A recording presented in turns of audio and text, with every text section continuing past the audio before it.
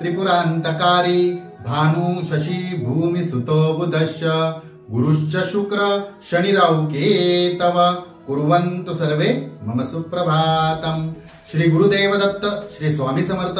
सुप्रभात मंडळी, अध्यात्म कलियुगातल्या चॅनलवरती मी वैदिक ज्योतिषी गणेश शास्त्री शुक्ल आपल्या सर्वांचे स्वागत करतो।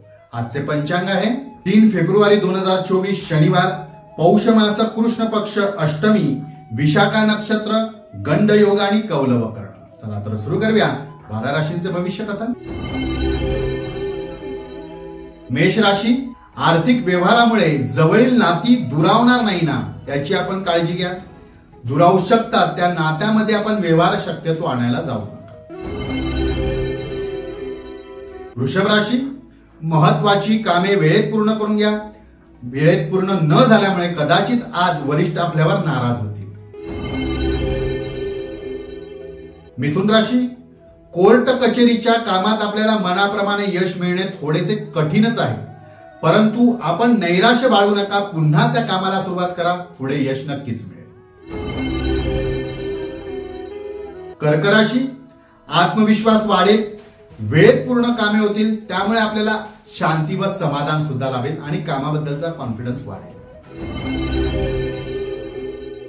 सिंह राशी, कुटुंबात कठोर बोलणे व वागणे आपल्याला आज त्रासदायक ठरू शकते, त्यामुळे शक्यतो कुटुंबामध्ये तरी किमान शांतता बाळगा, शांतता राखा। कन्या राशी, कुटुंबातील गैरसमज दूर होतील, आपले जे नाते दुरावले होते ते नाते सुधारण्यासाठी आपल्याला संधी प्राप्त होईल, नाते सुधारेल। तुळ राशी, आपल्या घरामध्ये किंवा आजूबाजूला आपण ज्या ठिकाणी जाणार आहात त्या ठिकाणी एखादा पाळीव प्राणी असेल किंवा कुत्रा मांजर काही, तर त्यांच्यापासून आपण शक्यतो सावध राहा, धोका संभावतो आहे। वृश्चिक राशी, शक्यतो आज वादविवाद करणे टाळाच, संयमाने कामे करा, कामे नीट पूर्ण होतील, वादामुळे बिघडतील। धनुराशी, शत्रूंपासून त्रास उद्भवू शकतो, त्यामुळे सतर्क व सावध राहा, चुका करू नका। एखाद्या चुकीमुळे शत्रूला आयते कोलीत हातात मिळू शकते। मकर राशी, विनाकारण आज आपल्याला ज्येष्ठांचे बोल ऐकावे लागू शकतात, त्यांच्याशी वाद घालायला जाऊ नका। कुंभ राशी, संमिश्र दिवस असेल, आज आपल्या हातून काही चांगल्या धार्मिक गोष्टी घडतील, त्याचा आपल्याला आत्मिक समाधान लाभेल।